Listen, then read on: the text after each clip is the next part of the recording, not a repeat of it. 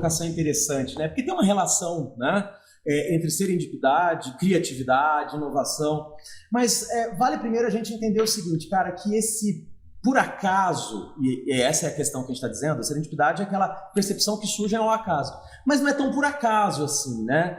Quando a maçã caiu na cabeça do cientista e ele criou a sua teoria, só foi possível porque não caiu na cabeça daquele cientista. Se caísse na minha cabeça, eu poderia sair xingando, ou então que fala que, bom, estou com fome, não vou precisar colher a maçã, né?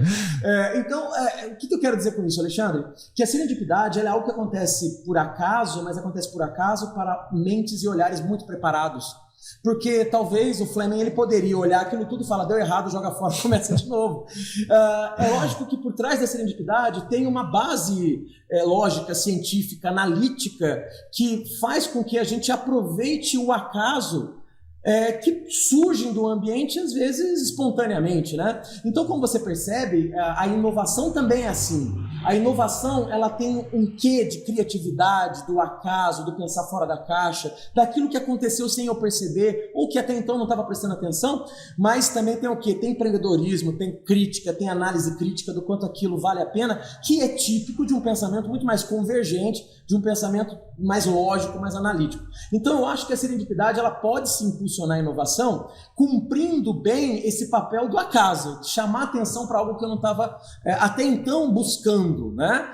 Porém, ela só vai construir inovação quando ela acontece num ambiente preparado, com pessoas preparadas. Então, quando você me pergunta da serendipidade impulsionando, de certa forma, a inovação nas empresas, eu digo que antes de qualquer serendipidade, tem que ter o quê? Um ambiente, uma liderança, uma cultura que estimule o acaso, que estimule o olhar paralelo, transversal, que estimule as pessoas a não olharem apenas a coisa com um olhar fixo, mas de pensarem de maneira mais espontânea, um ambiente que tem mais bom humor, né? Um ambiente que é mais leve, as pessoas estão mais antenadas a perceber as coisas nas entrelinhas, né? É diferente de um ambiente extremamente técnico, rígido. Mas é claro que também eu tenho que dotar as pessoas de um determinado nível de conhecimento, de cultura, de visão, não digo científica, mas de uma mentalidade mais preparada para poder extrair dali, perceber dali alguma coisa que possa dar efeito para algo que eu preciso, né? A 3M fez isso.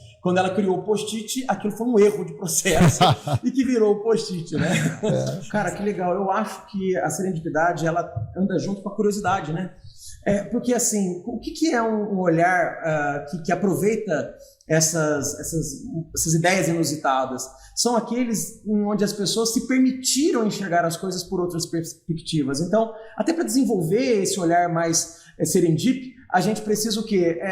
Conhecer outras realidades, ler livros que eu não estou acostumado, viajar, né? Você sempre defende muito isso, Alexandre. Viajar, conhecer outras culturas, me faz entrar numa imersão em coisas que fogem da minha rotina. Então viajar, ler livros diferentes, conversar com gente que tem visões diferentes da minha, isso pode dar um olhar transversal. Estudar algo que não é da sua natureza formacional. Por exemplo, o cara que estudou engenharia e fez uma pós-graduação em engenharia, mestrado em engenharia, talvez chegue a hora de fazer doutorado em psicologia para poder enxergar alguma coisa diferente, né? Para poder ser essa pessoa mais inovadora, porque a inovação não é aprofundamento, ela é muito do olhar paralelo, né, transversal. Então a curiosidade anda junto. E a reflexão que eu queria deixar é justamente essa. A gente tem o tempo todo eventos acontecendo que podem nos estimular uma ideia ocasional a partir da serendipidade. O problema é que muitas vezes nós estamos ocupados demais para prestar atenção nessas coisas, ou estamos com a mente fechada demais